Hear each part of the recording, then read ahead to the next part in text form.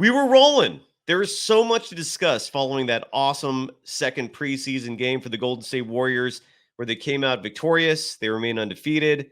A lot of players look damn good. Some did not look so good. But regardless, Sophia Jones, Trice High, and yours truly continue breaking down that second preseason game of the undefeated Golden State Warriors. Join us for some more action. This is Locked On Warriors. You are Locked On Warriors, your daily Golden State Warriors podcast. Part of the Locked On Podcast Network, your team every day.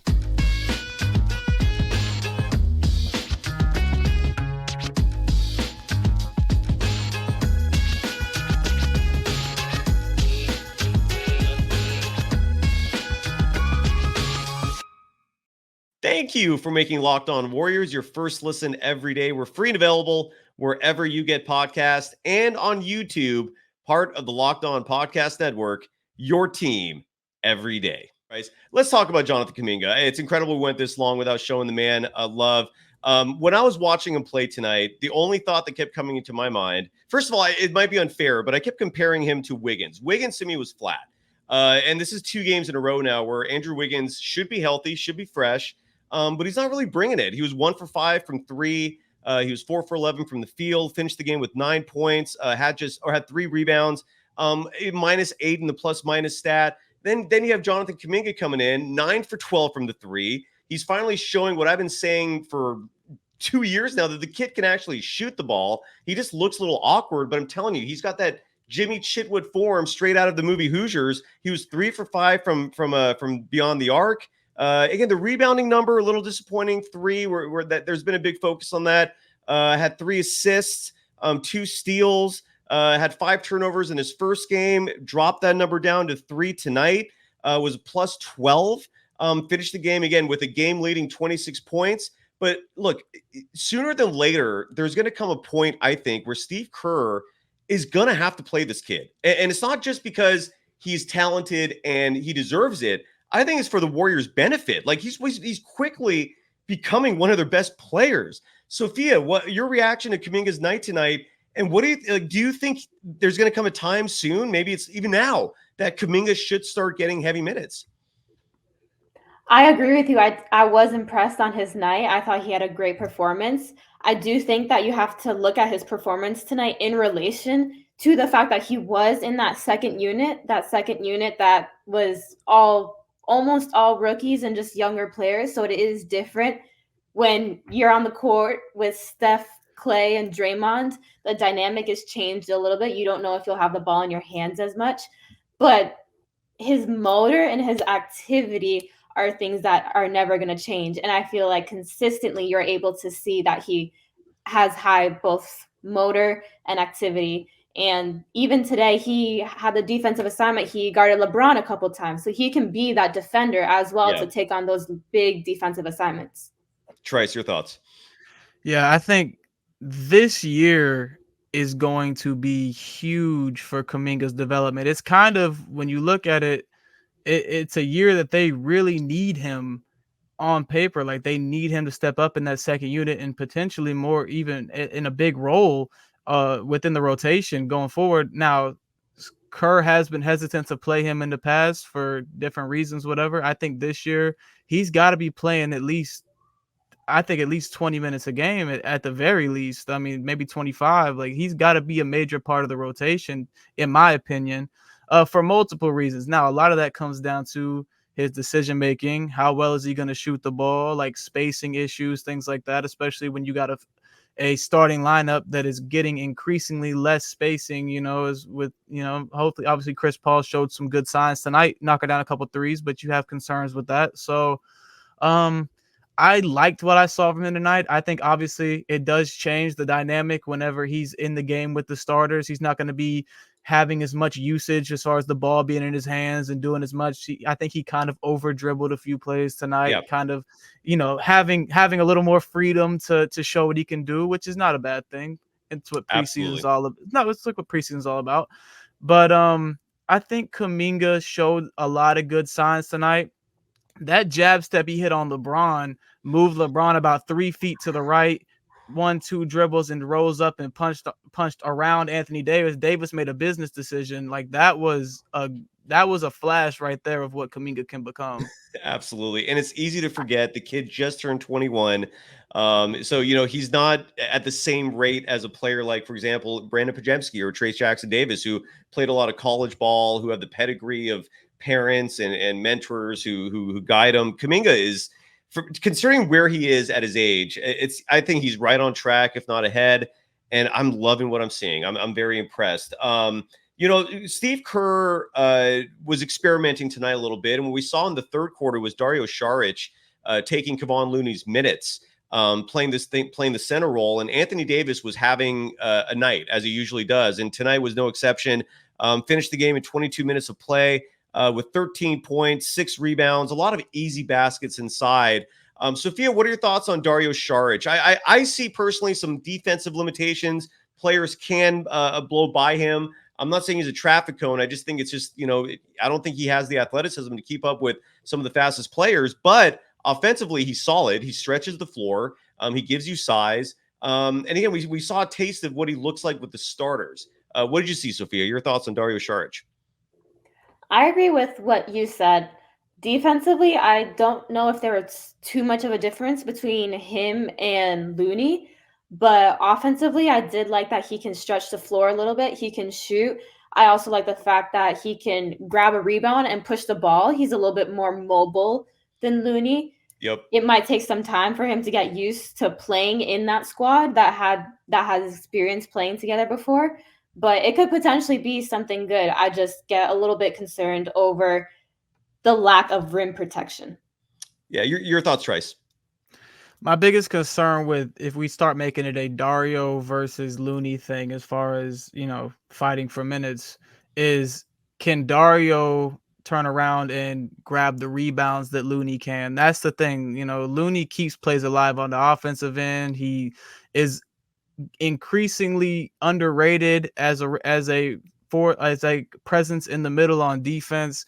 It's kind of a give and take though, because then you look at Dario's capabilities of what he opens up in the offense is just like, it's really exciting to think about all the different avenues he unlocks offensively as far as the things they can do with that space, the way he can kind of get out and transition. It's tough to say as far as, does he deserve to be in that first unit? Like, does he deserve to start? I don't know. It's kind of too early to say that, but I think he definitely is going to be something we look back on and say, oh, he was a great pickup for this team. Like, he's someone that fills a need that they desperately need, which is a stretch big, someone who can kind of create some space in the middle, especially in that second unit when you got a lot of guys who like to get to the rim. Yep. So, I mean, it's going to be important for him to get in the fold quickly. And it's going to be cool to see how he fits in with that first unit. Hell yeah. All right, let's show some love to one of our many amazing sponsors, and that's FanDuel, the official sportsbook of Locked On. Snap into action this NFL season with FanDuel, America's #1 sportsbook. Right now, new customers get $200 in bonus bets. Guaranteed. All you have to do is place a $5 bet to get $200 in bonus bets. Win or lose. And what's bonus bets, you might ask? It's as good as cash. It's $200 more you can play with. So if you've been thinking about joining FanDuel, there's no better time to get in on the action. The app is super easy to use. There's a wide range of betting options from spreads, player props, OUs, and much more. So visit FanDuel.com/LockedOn and kick off the NFL season. FanDuel, the official partner of the NFL. You are Locked On Warriors, your daily Golden State Warriors podcast. Part of the Locked On Podcast Network, your team every day. Thank you for making Locked On Warriors your first listen every day. Everydayers, join us again Sunday night following the third preseason game. We're going live, as we're going to do, hopefully, for every game this season. And I want to finish the show talking about two youngsters who I thought shined in tonight's game, one being Brandon Pajemski. 2 games in, this kid is, I mean, the 2 players so far who are making me giddy about this Warriors team is Kaminga, obviously, but then right behind him is Brandon Pajemski. In tonight's game, 10 points. That's nothing to write home about in 25 minutes, but 10 assists, 6 rebounds, led the team in plus minus with plus 16. The kid looks like a veteran out there. I'm very pleased so far with what we're seeing from Brandon Podziemski. And I thought Trayce Jackson-Davis in his second game also looked fantastic. Both these young rookies look like they belong. Both these young rookies look like they could be part of the foundation of the future for this Warriors team. I know I might sound a little hyperbolic saying this, but I'm not exaggerating. These kids look good. Sophia, your thoughts on these two youngsters so far through 2 preseason games? I have been impressed with Podziemski. You mentioned the 10 assists, and he also had 0 turnovers, which for the Warriors team, they can be a little careless. They can be a little too loose with the ball sometimes. So it was really nice to see him take care of the ball. I feel like he makes a lot of those hustle plays that are underrated, that sometimes don't always show up in the stat sheets. He was a really good rebounder at Santa Clara, and you can see that kind of translate into now as well. And overall, I think he's just a very unselfish player, which when you're surrounded by such talented shooters, you don't need to have the ball in your hands for more than a split second, and he's able to make those quick decisions and quick passes. So I think he'll fit in very well with the squad. Oh, totally. And you mentioned Trayce Jackson Jr. He just offers a level of composure that I think is really nice as well. He always seems to end up in the right spots for that dump-off pass. Yes, he does. He knows where to be. And Trayce Jackson-Davis in 11 minutes tonight was a perfect 4 for 4 from the field. Had 3 assists, 5 rebounds. Wait, no, I'm sorry. 4 rebounds, 1 assist, 8 points. And Brandon Podziemski, just to follow up on what you said about his rebounding numbers in college, he averaged 8.8 rebounds a game last year for Santa Clara. Trice, your thoughts on these two youngsters as we wrap the show up?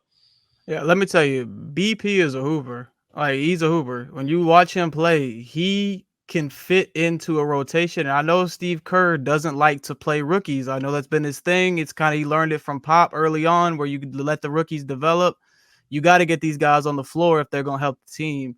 I would like to see Brandon kind of develop into, and this is might be a little bit of a stretch, I'd like to see him develop into a Josh Giddey type player off the bench, someone who can push the pace, can run the point as a bigger guy, get rebounds, but also do it as more of a scorer as well. I think he can be kind of that all-around guard that you need if he develops. Obviously, that's kind of down the line.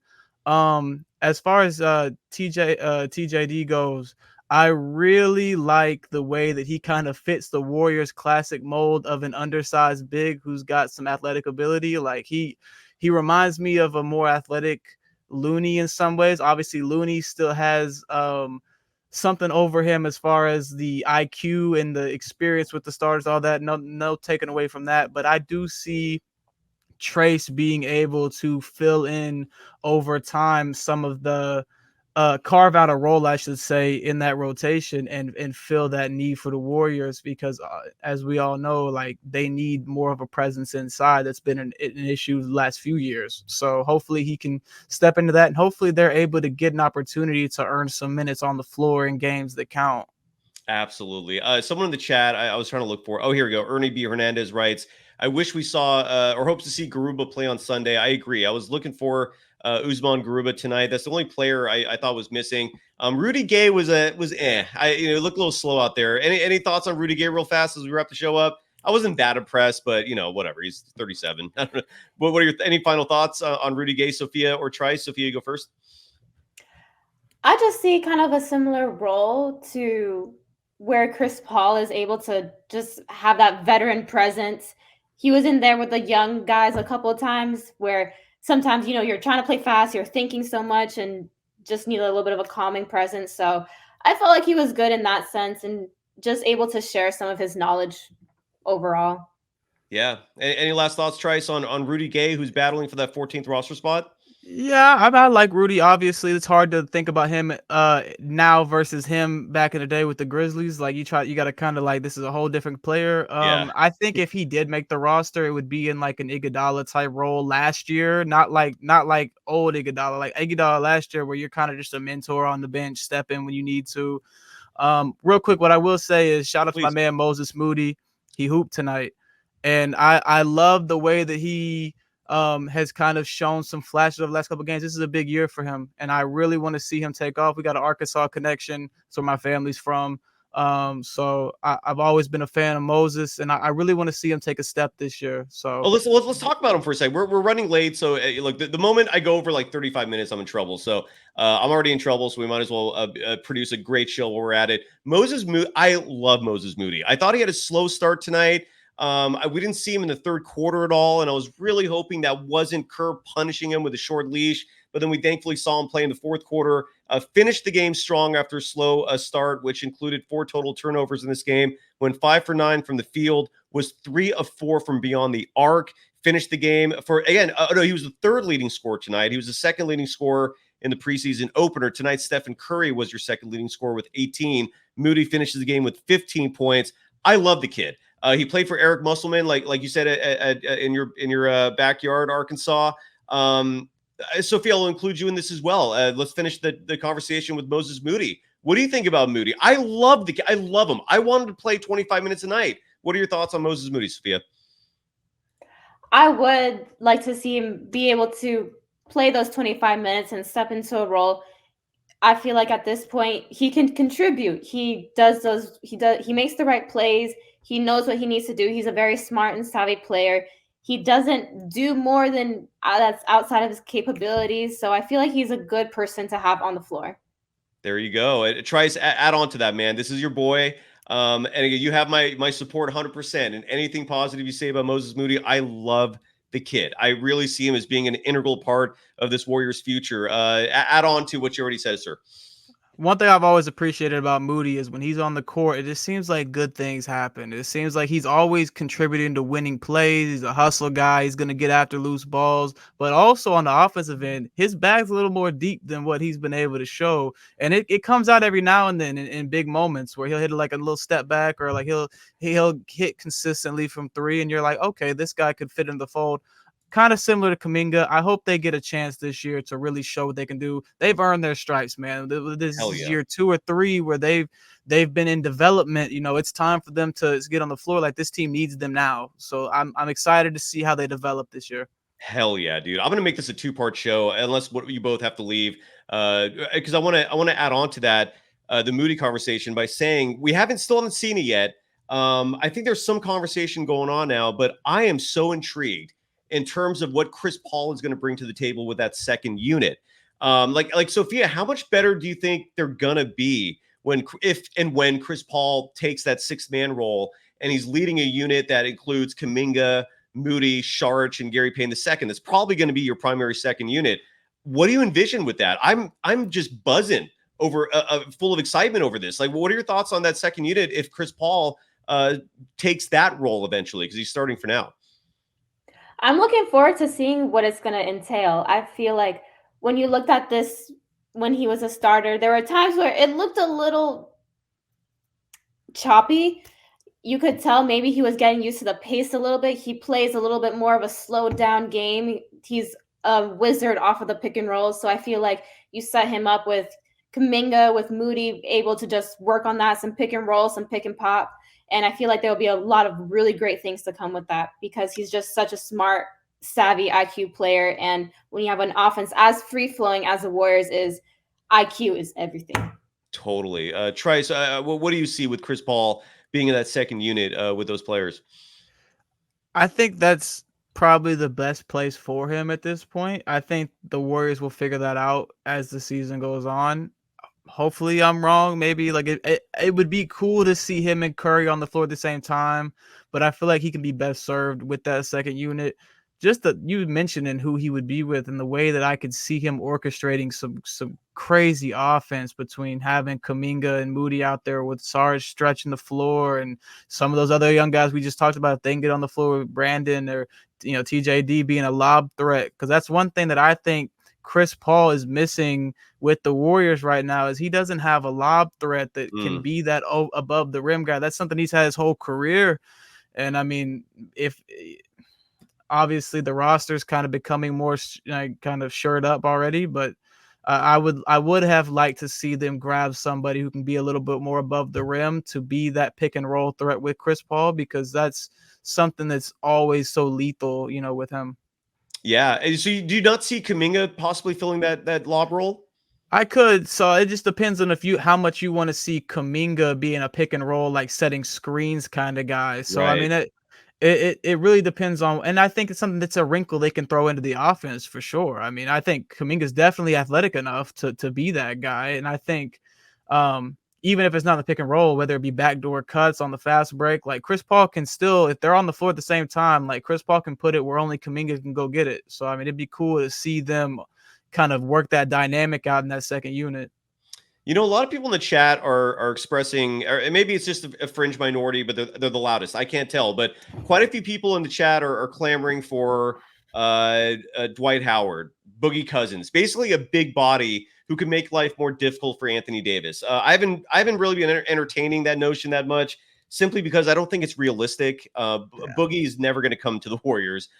They brought Dwight Howard in and decided no. So even though a lot of you folks want that, realistically, it's probably not going to happen. This is likely the team that we're going to see. Again, seeing the starters tonight, they did look slow. They did look uninspired a little bit. But do you agree with the folks in the chat and anyone else out there who thinks this team still needs one more big, or are they fine the way they are? Sophia, I'll start with you.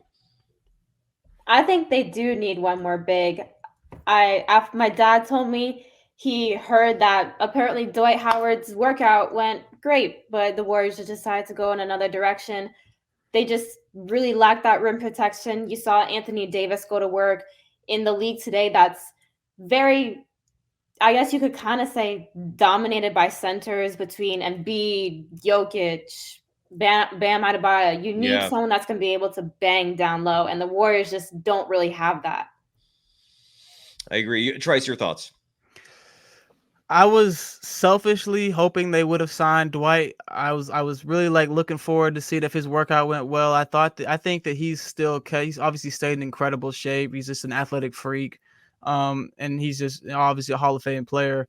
But I don't think, obviously, now that he's come and gone, I think that's probably out of the picture. Boogie Cousins, I don't think was ever in the picture for this season.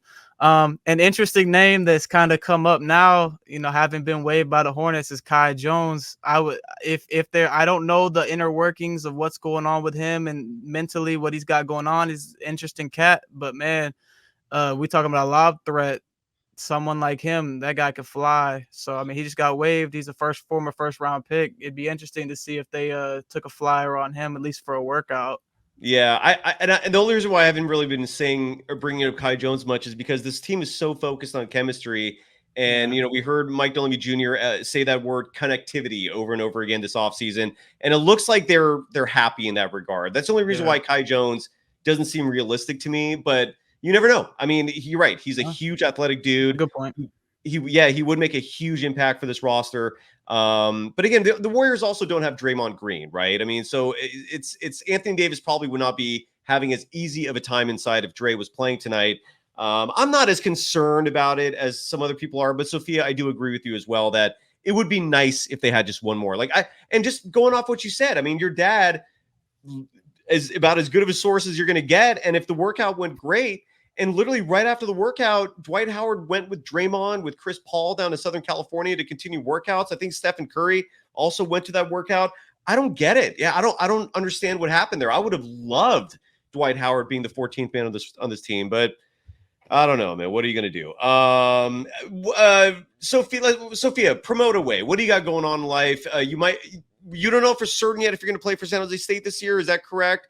Well, what's the latest there? Are you going to play? How's your knee feeling? And promote anything else you have going on. The floor is yours. Yeah, so coming off of a torn ACL and meniscus, but I'm looking to get cleared soon and be back this season playing. And our first game is November 6th at home versus Santa Clara. So that would be a great one for people to show out. And we have I think we have 3 games this year on NBC Sports Bay Area as well, televised. That's awesome. Our one game versus San Diego State on Fox Sports 1. Hell yeah, that's my alma mater. Real fast. So when is that first game again against Santa Clara? What's the date? November 6th. All right, November 6th. I'll try and stay in touch with me. Remind me to promote that. That is awesome. And so you don't know if you're going to be playing in that game yet? Is that TBD? Yes. Okay. All right. How's the knee feeling though? Do you TBD. feel ready? How's it? How are you feeling? Ups and downs, Okay. I'll just leave it at that. Fair enough. Fair enough. That's a serious injury, so I wish you the best of luck with that. That's very exciting. We'll be in touch, and especially if you do play, please let me know. I'm going to promote the ever living what out of that. So that is very cool. And Trice, you have been producing documentaries for I don't know how many years now. They seem to be mostly sports related, if my research is correct. And right now, you have a 5-part Stephen Curry documentary. That's in the middle of a release. You just released part 3 today. Again, your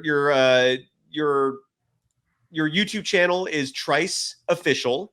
That's the YouTube handle. Promote away, man. What do you got going on? Tell people about what they can expect in these Stephen Curry documentaries. Floor is yours, please. Well, I appreciate that. And for anybody watching, if you are a fan of sports documentaries, if you're a fan of the Golden State Warriors, then you will absolutely love the series me and my guys have been working on about Stephen Curry. It stretches all the way from the beginning of his journey with Golden State to all the way into the 4th championship. It's a 5-part series. We're currently part 3 just released tonight. I highly encourage you to go check it out. Again, you can search on YouTube, just search Trice. Usually it'll pop up right away. The logo is a TH. If not, just type in Trice Stephen Curry. It'll be one of the first things that pops up.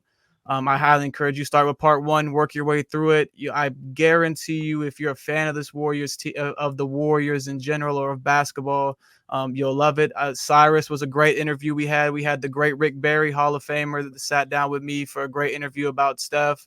A couple of other media personalities from the Warriors that do some great podcasts that I'm sure people are fans of. Sat down with me and they poured their hearts out about both Steph Curry, about the Warriors, and we were able to create something really special. So it's even if you're not just a Steph Curry fan, if you're a Warriors fan, you'll appreciate it. So part 3 just dropped tonight. The rest of the series is on the way, and at the end, it's going to be released as a full-length documentary encasing Curry's entire career. So it's going to be really cool. Oh, I can't wait for that. And it's a 5-parter again. So if you just search Trice High Steph, is that how people can find it? Yeah, or just Trice, like TRICE Stephen Curry, or even sometimes if you just search Trice, it'll be the first thing that pops up. The official YouTube channel handle is at TRICE official, so that's at Trice official. The YouTube channel itself is just named Trice, TRICE. And if it doesn't pop up right away, if you type in basketball with it, it'll be the first thing to pop up. The logo is a TH. But we have literally hours of original basketball, short films and documentaries for you to enjoy. And I really hope you guys check it out. I'd love to interact with you on my channel and get to know some of you. Love it. And it's available now. Sophia, best of luck in your recovery. Trice, best of luck with all your future endeavors. And again, the Stephen Curry documentary is out now. Strongly recommended. And that's it. That does it. The Warriors come out victorious. It was a close game, but they're now 2-0 in the preseason.